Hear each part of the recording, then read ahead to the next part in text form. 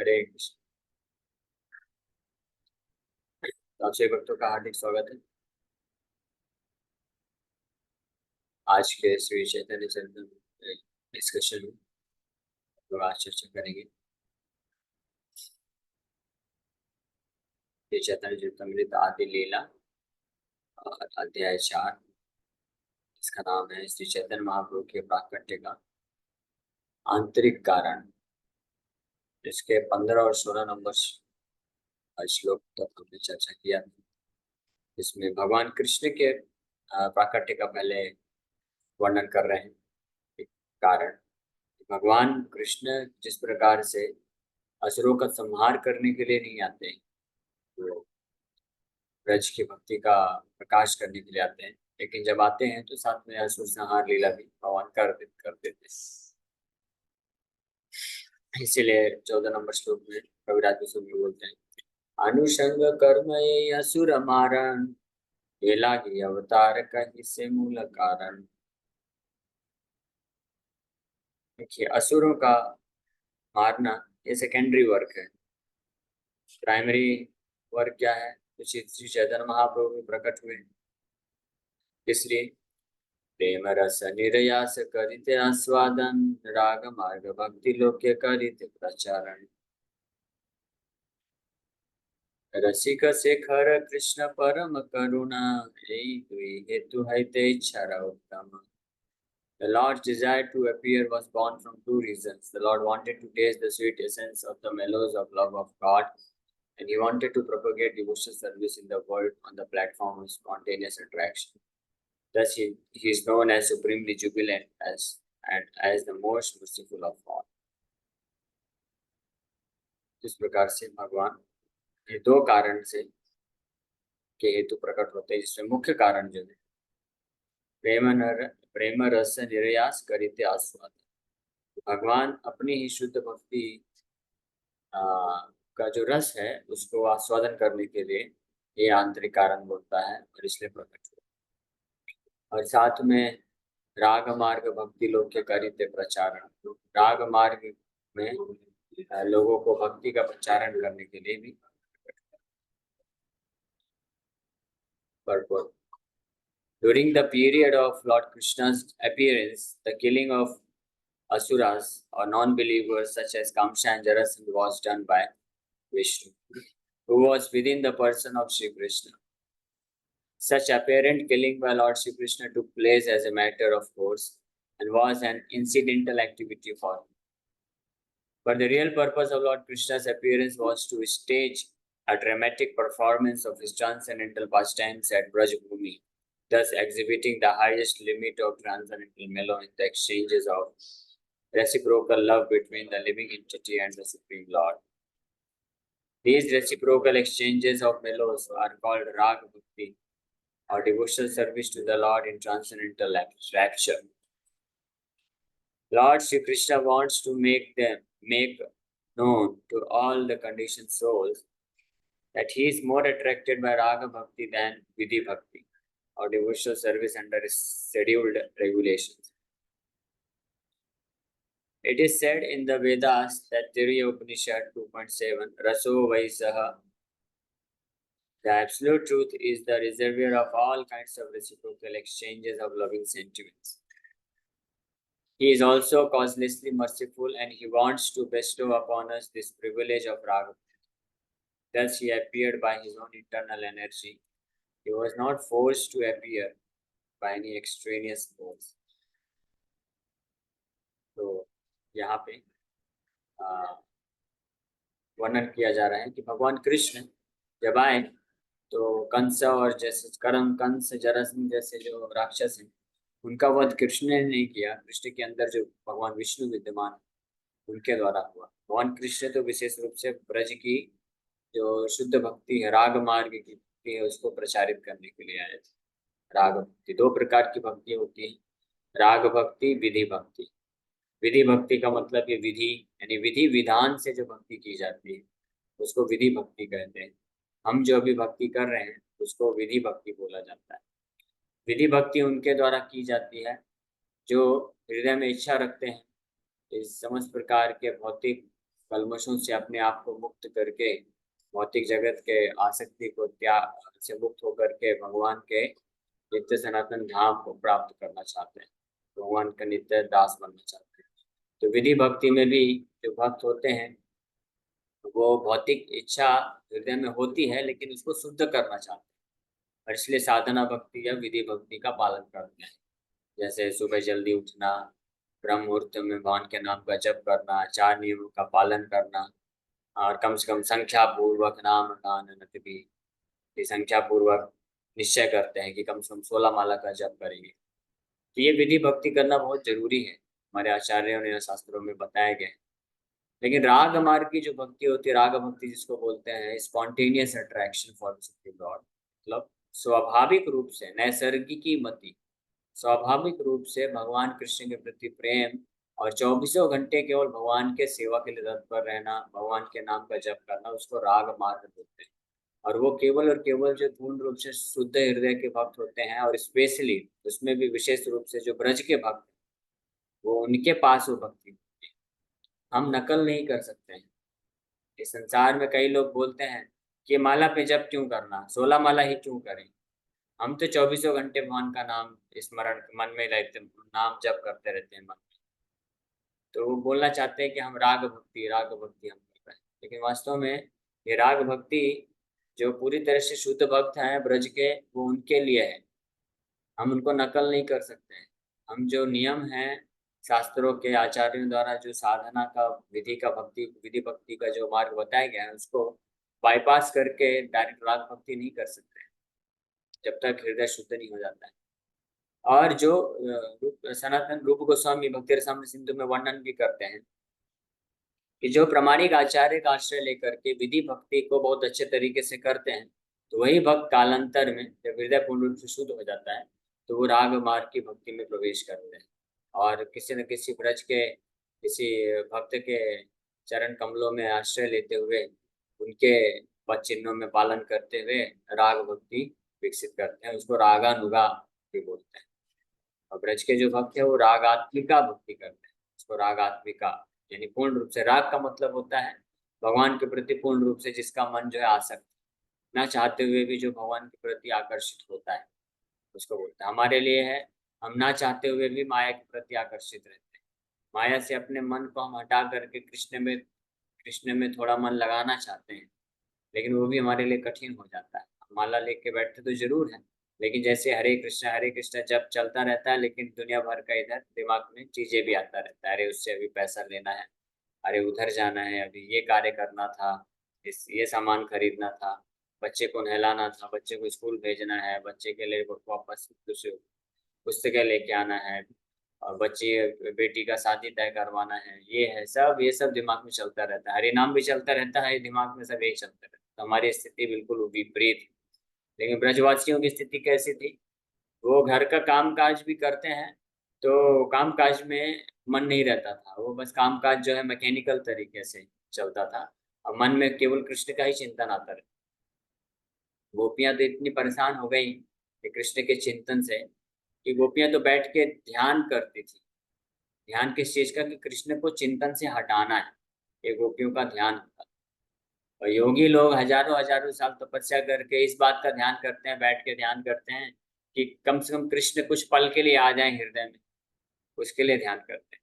लेकिन गोपियां बैठ के ध्यान करती थी कि कृष्ण को हटाना है मन से, वो हटते ही नहीं थे, लेकिन फिर भी विफल हो जाते थे। तो दोनों लोग विफल हो जाते हैं, हम भी विफल होते हैं। हम कृष्ण को ध्यान करना चाहते हैं, नाम जप करना चाहते हैं ध्यान पूर्वक, हम कर नहीं पाते हैं। और जो रागात्मिका भक्त होते हैं ब्रज के, वो कृष्ण को दिमाग से निकालना चाहते हैं ताकि कुछ अपने काम धंधा में भी ध्यान दे दें, तो वो भी नहीं कर पाते हैं। कई बार ऐसा होता है, जो गोपियाँ होती हैं, कुकिंग कर रही हैं, तो कुकिंग करते वक्त कुछ और करना था, कुछ और नमक डालना था, तो शक्कर डाल देती। वहां से ससुर जी का आवाज आ रहा है कि दाल लेके आओ, तो दाल की जगह वो पानी लेके, दूध लेके चली जाती। अपने बच्चे को नहला रही है, तो आधा ही नहलाई है, साबुन लगा हुआ है शरीर में एक, और साबुन पानी डालना भूल जाती है और कपड़े से, तौलिए से पोंछने लग जाती है, कपड़ा पहनाने लग जाती है। जब कपड़ा पहनाती है तो जो पैंट होता है उसको ऊपर डाल देती है ऊपर से, और जो शर्ट होता है उसको नीचे पहना देती है पैरों में। इस प्रकार की स्थिति गोपियों की हो जाती है। तो इसलिए गोपियाँ, तो इसको रागात्मिका भक्ति बोलते हैं और हम इसको नकल नहीं कर सकते हैं। ये कोई अपने प्रयास से नहीं प्राप्त होती है, ये किसी न किसी महान शुद्ध वैष्णव के आशीर्वाद से, कृपा से ही केवल प्राप्त है। और वो शुद्ध वैष्णव, उनका कृपा कैसे मिलता है? जब हम तत्पर होकर के सेवा करते हैं वैष्णवों का, इस विशेष रूप से वैष्णव का जब हम सेवा करते हैं, तो उनका जो सेवा करने से जो कृपा मिलती है, उसके बल पे हम के जैसा भाव विकसित कर सकते हैं। और वैष्णव की सेवा कैसे होती है? उनके उपदेशों का पालन करके। और महान शुद्ध भक्त जो आचार्य हैं, उन्होंने क्या उपदेश दिया है कि हम विधि भक्ति का पालन करें, यानी कम से कम 16 माला का जप करें। कम से कम 16 माला का जप करना, सुबह जल्दी उठ करके ब्रह्म मुहूर्त में 4 नियमों का सख्ती से पालन करना, बोल बोल के जप करना, हरे कृष्ण कृष्ण कृष्ण हरे हरे, हरे राम राम राम हरे हरे। इस तरह से जप करना, ये नहीं कि अपने मन से कि हम बहुत ऊंचे भक्त हैं, हम तो मन में ही भगवान, सदैव भगवान का स्मरण करते हैं, हमको माला लेने की आवश्यकता नहीं, हम माला में जप करने की कोई जरूरत नहीं। ये नहीं, हमको नाम ले लेके जप करना है, बोल बोल के, क्योंकि ऐसा आचार्यों का, शुद्ध भक्तों का आदेश है। इस प्रकार से जो आदेश, जो ईमानदार भक्त होता है, गंभीरता से लेता है इस प्रोसेस को, विधि को, और विधि भक्ति करता है, तो आचार्यों की कृपा प्राप्त करता है। फिर धीरे धीरे जैसे ये कल्मश नष्ट होते हैं हृदय से, भगवान का नाम जप करके, वैष्णव का सेवा करके, उनका कृपा प्राप्त करके, तब जो है वो रागात्मिका या रागानुगा भक्त भक्ति में प्रवेश करता है।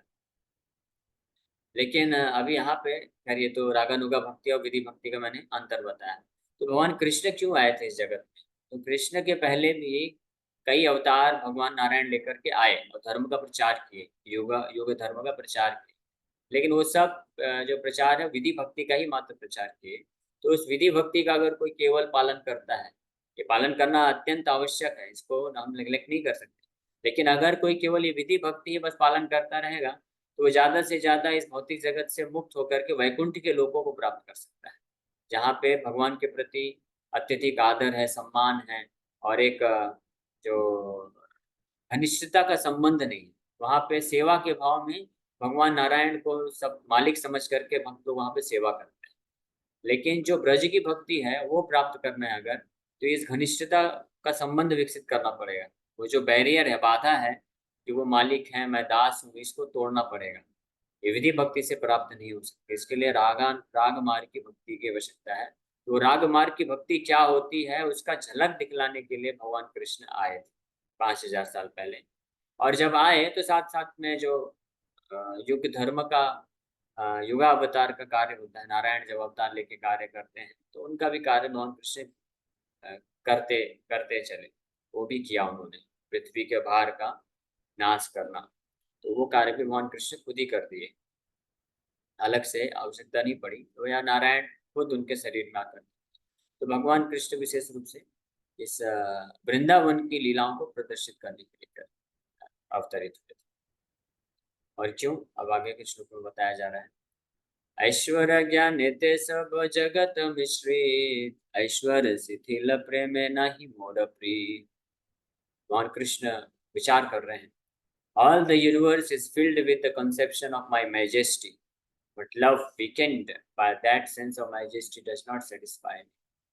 तो ऐश्वर्य ज्ञान थे सब जगत मिश्र, जितने भी धर्म के शास्त्र हैं, जितने भी शास्त्र हैं, वैदिक साहित्य, उसमें भगवान का बहुत गुणगान किया गया है कि भगवान सबको सहस्र मुखा, सहस्र शीर्षा पुरुषा, भगवान के हजारों हजारों मुख हैं, हजारों हजारों हाथ हैं। पूरे जगत में भगवान अपने आप को परमात्मा के रूप में व्याप्त करके और हर प्रकार से सृष्टि का स्थिति, प्रलय, साधन, सब ये सब कार्य करते हैं। और इस प्रकार से भगवान का ऑपुलेंस, ऐश्वर्य का वर्णन, ऐश्वर्य ज्ञान थे, नॉलेज ऑफ द मैजेस्टी, भगवान के ऐश्वर्य ज्ञान से प्रभावित होकर के इस जगत में जो पुण्यवान लोग होते हैं, आस्तिक होते हैं, धार्मिक होते हैं, वो भगवान का बहुत ही इस ऐश्वर्य भाव से मिश्रित भक्ति करते हैं। नहीं, भगवान बोल रहे हैं ऐसा भक्ति अच्छा है, ठीक है, लेकिन वो भगवान को बहुत संतुष्ट नहीं करता है। वो इस प्रकार से, जैसे मान लीजिए कोई अ, जो बहुत बड़ा ऑफिसर है, तो उस ऑफिसर को लोग हर कोई सैल्यूट कर रहा है। ये चोर, डकैत, ये सब होते हैं, वो लोग सैल्यूट नहीं करते, वो तो उसको गाली देते हैं। तो वो तो सबसे थर्ड क्लास लोग। लेकिन जो अच्छे व्यक्ति होते हैं, सज्जन होते हैं, सज्जन नागरिक होते हैं, तो ऑफिसर को सब सैल्यूट करते हैं। लेकिन क्यों सैल्यूट करते हैं? ऑफिसर को अच्छा लगता है, चलो ये लोग जो है नियम कानून पालन करते हैं, बात मानते हैं और अच्छे से जीवन जीना चाहते हैं, तो अच्छी बात है। लेकिन वो जो सैल्यूट करते हैं तो इसलिए सैल्यूट करते हैं, इसलिए मान सम्मान देते हैं क्योंकि वो बहुत बड़ा ऑफिसर है, उसके कंट्रोल में है सब कुछ। तो उससे वो संतुष्ट नहीं होगा। लेकिन उसी ऑफिसर का कोई बिल्कुल अपने बचपन का बहुत ही अच्छा मित्र होगा, जो उसको देखते ही तुरंत सबके सामने गले लगा लेता है और उसको फिर जैसे मित्रवत, पहले मित्र जब ऑफिसर नहीं था बहुत बड़ा, तो उसको किस प्रकार से बात करता था, कभी ज़रूरत पड़ने पे डाँट देता था, कभी उसको ज़बरदस्ती कुछ खिलाने के लिए ले जाता था। इस प्रकार से जो मित्रवत व्यवहार करता है, बहुत घनिष्ठता रहती है, तो उसको वो ज़्यादा संतुष्टि प्राप्त होती है। उसी प्रकार से कृष्ण भी विचार कर रहे हैं कि पूरा जगत जो है ऐश्वर्य ज्ञान से मंत्रमुग्ध होकर के मुझे परम भगवान समझ करके, परम स्वामी समझ करके मेरा पूजा तो करते हैं, तपस्या भी करते हैं और मेरा गुणगान भी करते हैं खूब, लेकिन उसमें मेरा असली संतुष्टि नहीं है। जितना ब्रज के भक्तों का जो व्यवहार है मेरे प्रति उतना। फिर आगे बोल रहे हैं, हमारे ईश्वर माने आपना के हीन, तार प्रेम वसा में ना आया थी। If one regards me as the Supreme Lord and himself as a subordinate, I do not become subservient to his love, nor it can control me. तो अगर कोई मुझे भगवान मानता है और अपने आप को बहुत तुच्छ दास मानता है, तो इस प्रकार की जब वो सेवा अर्पण करता है, तो उसके ऐसे प्रेम से वो मुझे नियंत्रित नहीं कर सकता, मुझे खरीद नहीं सकता है, मैं उसके नियंत्रण में नहीं आ पाता।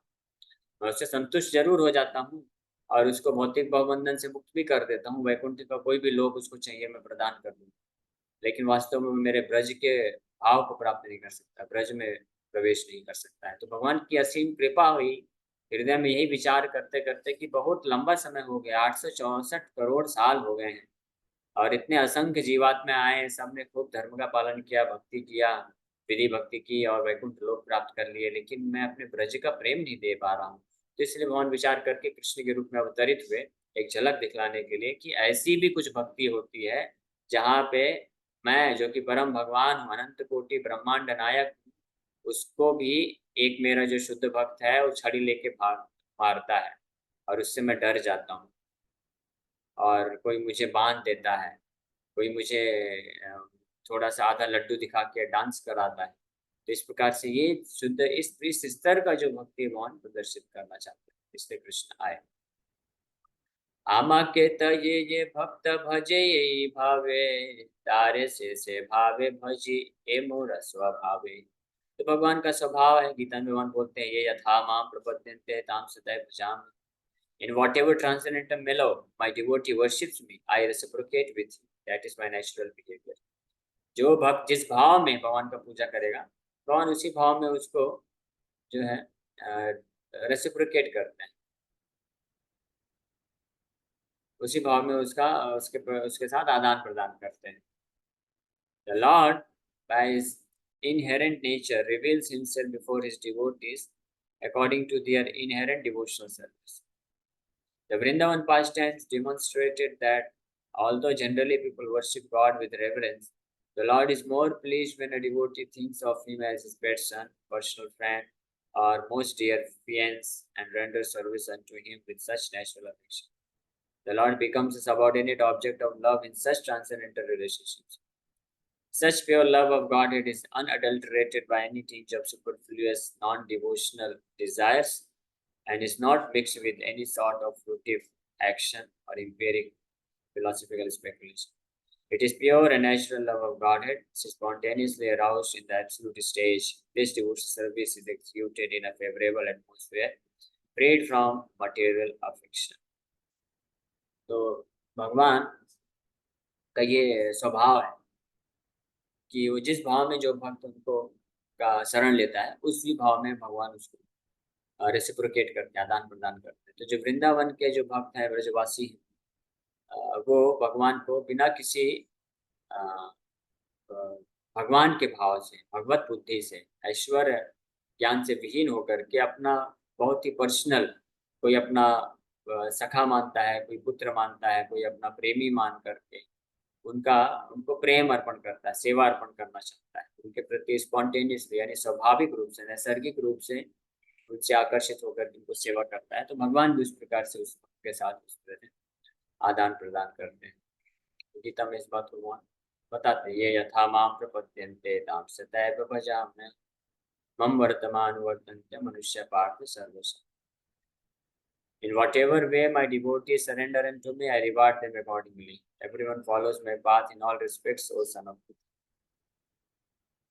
कि जो भक्त जिस भाव में भगवान को समर्पण करता है, उसी तरीके से भगवान उसको आदान प्रदान करते हैं। और हर कोई भगवान को इस प्रकार से भगवान के पथ के तरफ ही चलता है। कोई 1% समर्पित होता है, कोई 99%, कोई 100%। तो भगवान भी उस हिसाब से उसकी इच्छा अनुरूप उसको प्रदान करते हैं।